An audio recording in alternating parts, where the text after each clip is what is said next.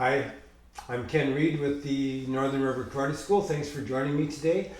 We're making a series of videos and blog posts to address some frequently asked questions.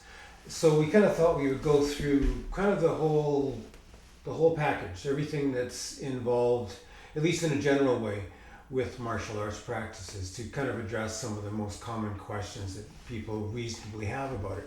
And I thought I would start with kind of the big picture, like what's it all about? And it's a really fair question, and it's a good one to come in with, which is just like, how is this any different from any other, say, sport activity? Clearly, it seems to be. You're wearing these funny uniforms and these belts and all, and there seems to be a competitive sporting aspect, and yet somehow there's some kind of woo-woo behind it. That it's more than just than a game, and all that's true. And there is a kind of a very important aspect of mystery to all this kind of work, and it's good to come in with a question mark over your head. I think that's actually really healthy. And speaking of health, I would sum it all up. This is my version of it. You might come up with a different version. I hope you do.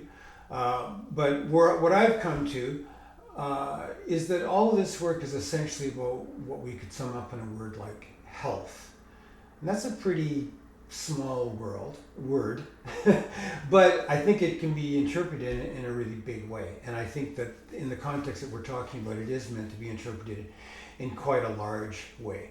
So the whole idea, I feel, of spiritual practice as connected to martial arts, and if we're talking about martial arts in that tradition, which is what we're talking about here, is that it's not a sport. It can be used as a sport, and it's a free country. Go ahead, there's no problem. You're not doing a lesser thing if that's what you want to do. But the actual tradition is to take a lot of the same basic premise ideas of Asian spiritual practices, compassion, connecting to some sort of source, however you define that, et cetera, et cetera. But taking it to the extreme and saying, well, how's that working out for you in a worst case scenario? So suppose you're practicing compassion. You're a good Buddhist or something, and you practice metta practice, and you practice compassion for all living creatures. What happens if one of those living creatures is attacking you? How is your compassion holding up? And so it tests us. We don't have to actually get into fights, but we can kind of consider, how is what I'm doing now going to hold up in a worst case scenario? So that's kind of the basic premise, right?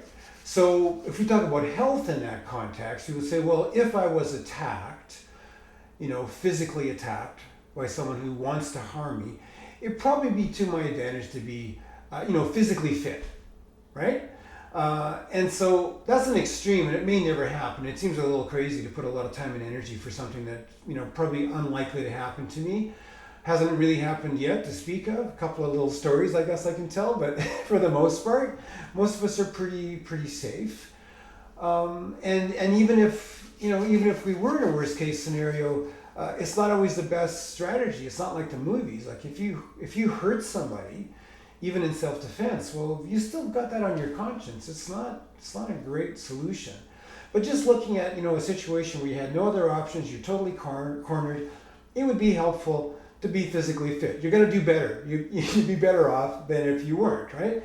And so does that have any relevance to just our normal lives? What I would say, yeah, as a matter of fact, it does. Like, it's going to be a lot easier to be happy, to be healthy, to be productive, and just have a good, successful, normal life if you're physically fit. If you're pretty physically healthy. That you can pick the kids up, and you could run out the door if there was the roof is caving in or something, right? So yeah, as a matter of fact, it does work. So we take it to the worst case scenario and say, what would we need in that situation? It turns out in normal life, that's actually a good thing. Now, we keep looking at that worst case scenario, and I would say being physically fit is not really going to be enough. Certainly you're going to have some skills around that fitness, for sure, but that's exactly what martial arts training deals with in a very direct way. But I would say in terms of health, we also need to be emotionally healthy. if you're not emotionally healthy, but you're very physically fit and you've got tremendous martial arts skill, and somebody, you know, is just really having a bad day and frustrated, and they just lash out at you because you happen to be there, are you going to pound that person into oblivion because they're pushing your buttons because you can, and you really feel like you need to have that power? You need to feel like I can be the top gun here or something like that. That's emotional immaturity that would result in that. To be, you know, reacting to somebody's distress in anger, to be, you know, overreacting, to be resorting to violence in the first place.